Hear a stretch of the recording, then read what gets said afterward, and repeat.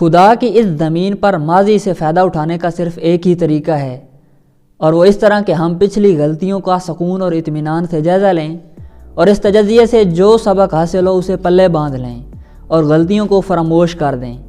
زندگی میں کئی غلطیاں کرنے کے بعد میں اس نتیجے پر پہنچا ہوں کہ 20 آدمیوں کو ان کے فائدے کی باتیں بتانا آسان ہے، لیکن اگر ان 20 آدمیوں میں آپ خود بھی شامل ہوں تو اپنی ہی بتائی ہوئی باتوں پر عمل کرنا بہت مشکل ہے۔ مسٹر سینڈرز کہتے ہیں کہ ان کے استاد ڈاکٹر برائن نے انہیں زندگی کے بارے میں بہترین سبق دیے۔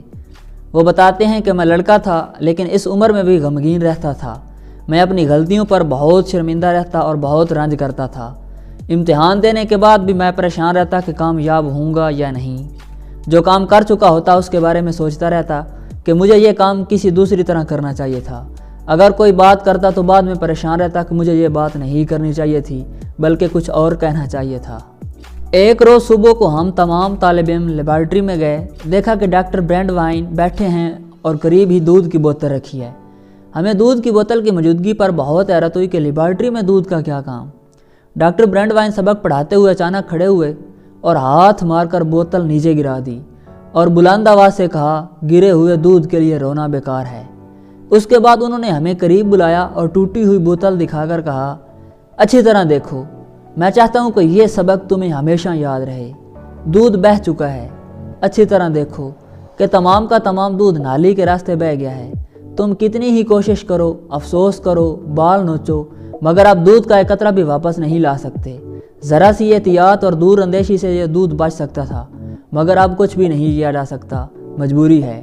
اگر ہم کچھ کر سکتے ہیں تو صرف اتنا کہ نقصان کو قطعی طور پر فراموش کر دیں اور کسی دوسرے کام میں مصروف ہو جائیں۔ میں نے یہ سبق سیکھا کہ جہاں تک ممکن ہو دودھ کو گرنے نہ دوں، لیکن دودھ گر جائے تو پھر اس کو فراموش کر دوں۔ مرحوم فریڈ فلرشیڈ ایک مشہور اخبار کے ایڈیٹر تھے۔ ایک مرتبہ انہوں نے کالج کی ایک کلاس سے خطاب کرتے ہوئے پوچھا، آپ میں سے کتنے نوجوانوں نے آری سے لکڑی کاٹی ہے؟ کئی طلباء نے ہاتھ کھڑے کیے۔ اس کے بعد انہوں نے پوچھا کہ آپ میں کتنے نوجوانوں نے لکڑی کے برادے کو آری سے چیرا ہے؟ تمام طلباء خاموش رہے اور کسی نے جواب نہ دیا۔ مسٹر شیڈ نے کہا، بے شک لکڑی کے برادے کو آری سے چیرا نہیں جا سکتا، کیونکہ وہ تو پہلے ہی چیرا ہوا ہوتا ہے۔ جب آپ گزری ہوئی باتوں اور ماضی کے واقعات پر رنج اور افسوس کرتے ہیں تو گویا آپ برادے میں آری چلاتے ہیں۔ بلا وجہ آنسو بہانے سے کچھ فائدہ نہیں۔ ہم سے غلطیاں اور بےہودہ حرکتیں سرزد ہو سکتی ہیں۔ دنیا میں کوئی شخص ایسا نہیں جس نے غلطیاں نہ کی ہوں۔ نیپولین جیسا آدمی بھی اپنی 1/3 جنگوں میں ناکام رہا۔ اس لیے ہمیں اس سبق کو یاد رکھنا چاہیے، لکڑی کے برادے کو آری سے چیرنا بیکار ہے۔